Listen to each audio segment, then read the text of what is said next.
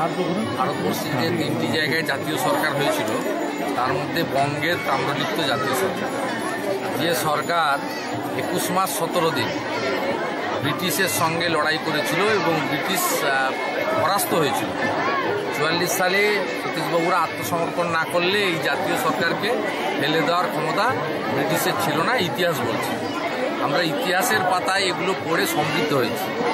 সতীশবাবুর মতো মহান বাপের মানুষ, তার জন্মদিন সাড়ম্বরে পালিত হবে, এটা অত্যন্ত স্বাভাবিক।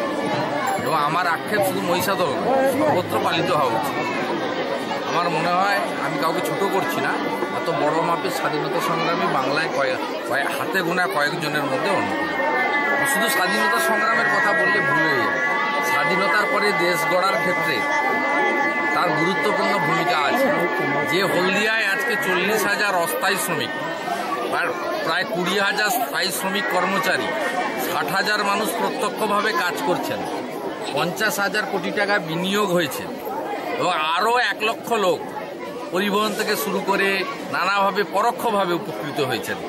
এই যে আজকে লক্ষাধিক মানুষকে কর্মসংস্থানের সুযোগ পাইয়ে দিয়েছেন, তার সম্পূর্ণ কৃতিত্ব হচ্ছে সতীশবাবুর।